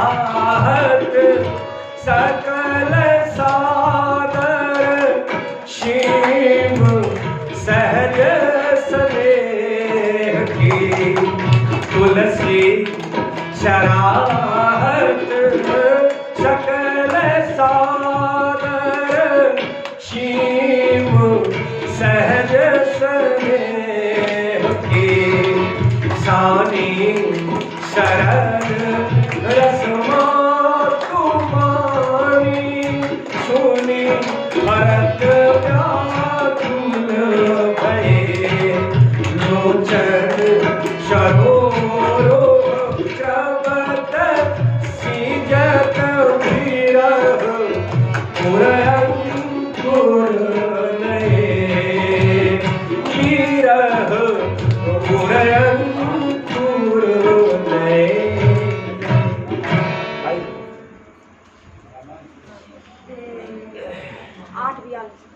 जब माता कौशल्या ने कहा कि बेटा गुरु ने जो कहा है वो पथ्य है तुम्हारे लिए, तो भरत जी ने कहा कि मैं गुरुदेव ने कहा कोई बात नहीं, हमारे पिता शरीके हमारे मंत्री सुमंत जी ने कहा कोई बात नहीं, हे माता तुमने भी अपने भरत को नहीं जाना और तुमने भी ये सोच लिया कि मेरा जो दुख है, मेरा जो रोग है वो दूर हो गया और इस रोग का उपचार आप सबों के नजरों में यही है कि मैं युवराज बन जाऊं। हाथ जोड़ करके खड़े हुए और भरत जी ने कहना प्रारंभ किया। गोस्वामी जी ने लिखा कि भरत कमल कर जोर, और भरत जी के लिए क्या विशेषण लिखा, धर्म धुरंधर धीर धरी। आंख में आंसू है, आंसू इतने कि आंसू निकलते निकलते आंख सूज गया, लेकिन चूंकि अब तो इनको बोलना ही था क्योंकि माता ने कह दिया था, तो हाथ जोड़ करके गोस्वामी जी ने कहा कि भारत कमल कर जोरी धर्म धुरंधर धीर धरी। और फिर गोस्वामी जी को रहा नहीं गया। जब गोस्वामी जी के आदर्श भरत जी की स्थिति ये हो गई कि रोते रोते उनके आंख फूल गए, तो भरत जी के बारे में लिखना पड़ा। गोस्वामी जी ने लिखा कि अभी तक जो बातें कही गई थी वो उचित नहीं था, क्योंकि अब जो कहना प्रारंभ किया है भरत जी ने ये उचित है। ये मैं नहीं कह रहा हूं, ये देखिए गोस्वामी जी की पंक्ति को आप सुनकर के समझने का प्रयास करिए। भारत कमल कर जोरी धर्म धुरंधर धीर धरी, बचन अमीय जनु बोरी, देत उचित उत्तर सब ही। सबको उचित उत्तर दे रहे हैं। इसका मतलब क्या हुआ कि इसके पहले जो बातें कही गई हैं वो उचित नहीं। ये किसने कहा? गोस्वामी जी ने कहा। अभी तक जो प्रजा को, सचिव को, माताओं को, गुरुदेव को, महात्माओं को ये लग रहा था कि वशिष्ठ जी ने जो कहा वो आदेश है, माता ने भी कह दिया जो वो आदेश है उसको करना चाहिए, तो भरत जी ने पहले ही पंक्ति में उसको काट दिया। कैसे काटा समझ गौर से सुनिएगा कि मोहि उपदेश दिन गुरुनी का, मुझे जो गुरु ने उपदेश दिया वो अच्छा दिया है, उसमें मेरा हित है। हम युवराज अगर बन जाएं तो मेरा हित उसमें है, और उसी में प्रजा की भी सहमति है, उसी में सचिव की सहमति है, उसी में माताओं की भी सहमति है। और मैं ये जानता हूं क्या कि गुरु पितु मातु स्वामी हितवानी, सुनि मन मुदित करिए भल जानी, उचित के अनुचित किए विचारो, धर्म जाय सिर पातक भार। मैं ये जानता हूं कि माता पिता की आज्ञा, गुरु की आज्ञा, स्वामी की आज्ञा को उचित और अनुचित विचार किए बगैर करना चाहिए। अगर कोई ये भी विचार करे कि ये उचित है या अनुचित है तो उस व्यक्ति का सारा धर्म चला जाता है। आगे भरत जी ने कहा कि तुम तो देहु सरल सिख सोई, आपने जो मुझे शिक्षा दी है उस शिक्षा से हमको होगा क्या? जो आचरत मोर भल होई, मेरा भला होगा, लेकिन मेरा भला किसमें होगा ये मैं समझता हूं। जोर से लिखा तो स्वामी जी ने कहा कि भरत जी ने कहा कि यद्यपि यह समझत होनी के, तदपि होत परितोष न जी के। मेरा भला किसमें होगा ये मैं बहुत अच्छी तरह से जानता हूं, लेकिन तो भी मुझे संतोष नहीं हो रहा, मेरे हृदय में संतोष नहीं हो रहा। अब मैं आप सबको उत्तर दे रहा हूं, तो मेरे अपराध को आप क्षमा करिए और मेरा भला तो होगा किसमें? तो स्वामी जी ने कहा, भरत जी ने कहा, हित हमार सियपति सेवकाई, सोहरी लिंगु मातु कुटिलाई। आपको जो लग रहा है कि मेरा हित अभी राजगद्दी लेने में है, तो मेरा हित तो सीताराम के चरण की सेवा में है, और इस अवसर को मेरी माता की कुटिलता ने हमसे छीन लिया। मेरे अनुमान में अब यही लगता है कि जब तक ये समाज शोक सहित है तब तक अयोध्या में सुख नहीं हो सकता। तो फिर क्या? शोक समाज राज के ही लेखे, लखन राम सिय पद बिनु देखे। सीताराम के चरण को देखे बगैर, लक्ष्मण को देखे बगैर अयोध्या का शोक, मेरा रोग, इसका इलाज नहीं है। और फिर मेरी ये इच्छा है कि मैं कल सुबह भगवान के सीता नाथ के दर्शन के लिए बढ़ जा रहा हूं, और जिनकी इच्छा हो चलने के लिए हमारे साथ बन चलें।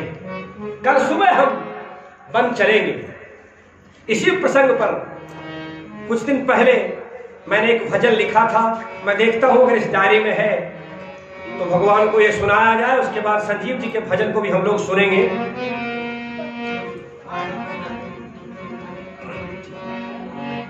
इसी भाव को लेते हुए,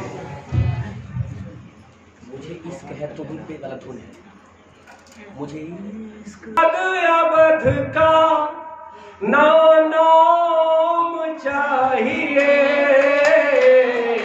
ना चाहूं अवध का नाम चाहिए, मैं दास हूं रघुवर का हकराम चाहिए, मैं दास हूं रघुवर का हकराम चाहिए।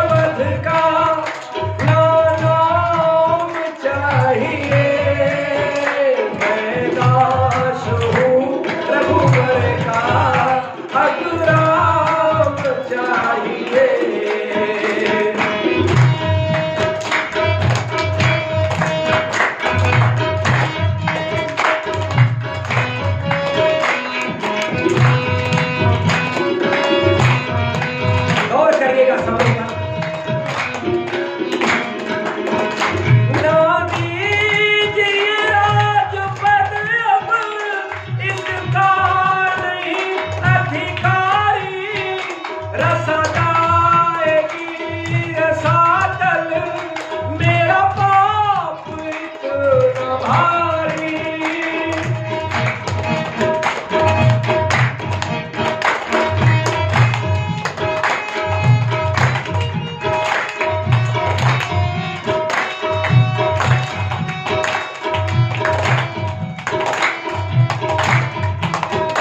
मेरा पाप इतना भारी, इस अयोध्या का राजा मुझे राम चाहिए।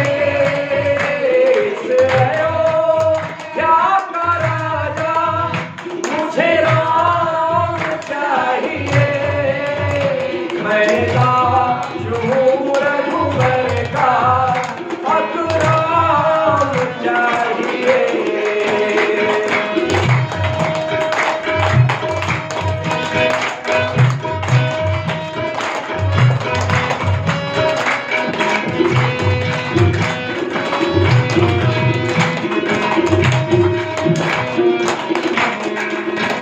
कल जा रहा हूँ वन में, जहाँ है राम मेरे, जो साथ चलना चाहे हो जाए साथ मेरे।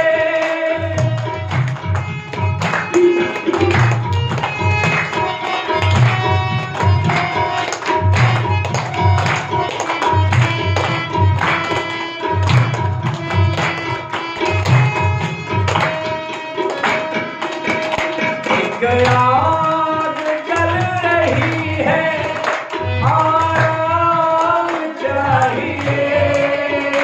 एक आग जल रही है, आराम चाहिए। मैं दास हूँ रघुवर का, अब राम चाहिए। मैं दास हूँ रघुवर का, अब राम चाहिए। मैं दास हूँ रघुवर का, अब राम चाहिए। भरत जी राम जी से मिलने की तैयारी कर रहे हैं और आज की कथा को हम लोग यहीं पर विश्राम देंगे। संजीव जी से हम लोग भजन सुने और फिर रामायण जी की आरती के बाद आज की कथा को विश्राम। कल भरत जी जो है अयोध्या से चलेंगे और प्रयास हम करेंगे कि चूंकि कल कथा का 5वां दिन हो जाएगा, तो हम प्रयास ये करेंगे कि भरत जी की यात्रा अयोध्या से प्रारंभ हो करके भरद्वाज मुनि के आश्रम से होते हुए चित्रकूट पर पहुंचे और भगवान की चरण पादुका भरत जी को मिले। आइए भजन का आनंद लीजिए हमारे संजीव कृष्ण पाल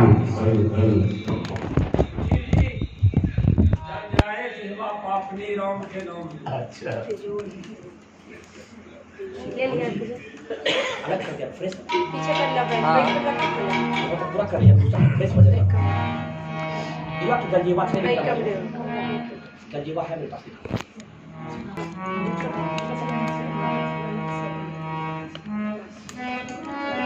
ड्रेसिंग वाले में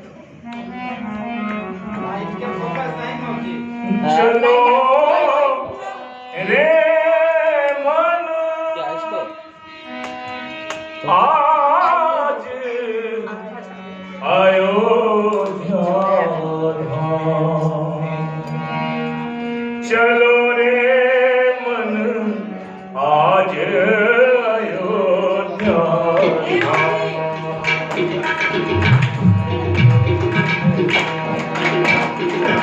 आज अयोध्या चलो रे रिकॉर्डिंग आज अयोध्या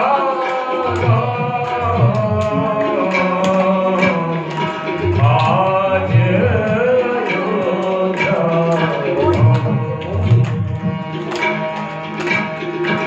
जहाँ दशरथ घर बेटा बन के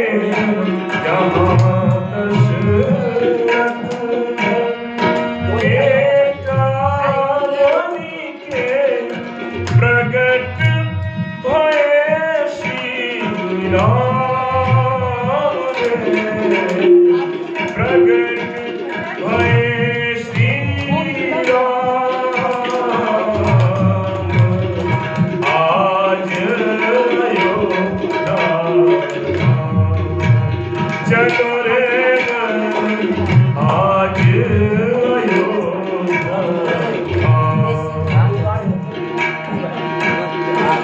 मगन भई कौशल्या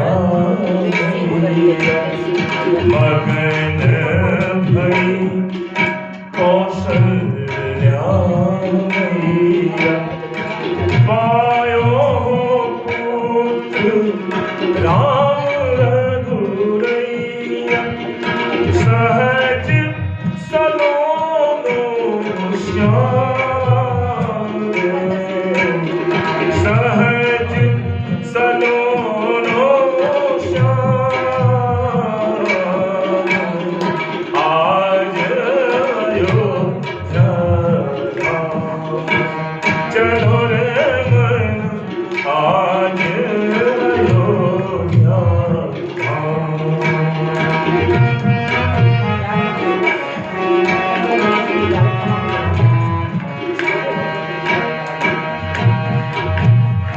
विकुटी कमान नयन रत्नारे ओल कपोल अधर अरुणारे विकुटी कमान नयन रत्नारे ओल कपोल अधर अरुणारे नासा चिबुक लला नासा चिबुक लला आज अयोध्या चलो रे मन आज अयोध्या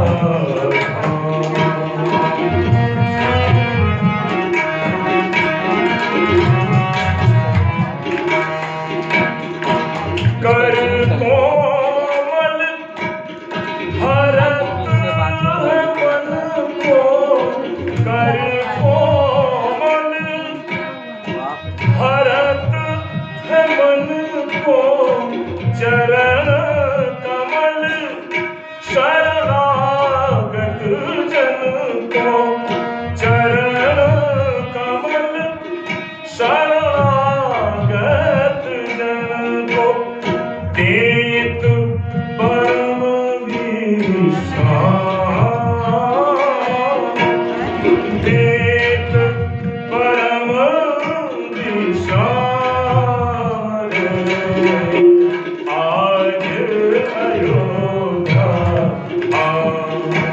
चलो रे मन आज अयोध्या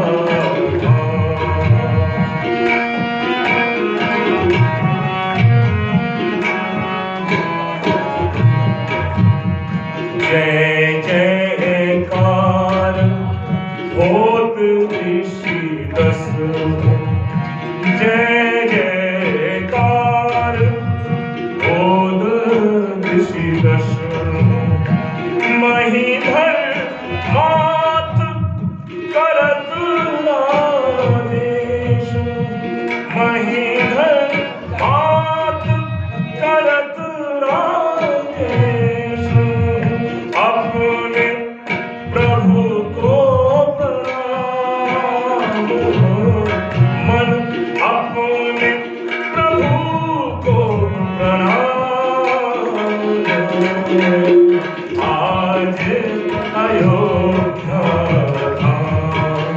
चलो रे मन आज अयोध्या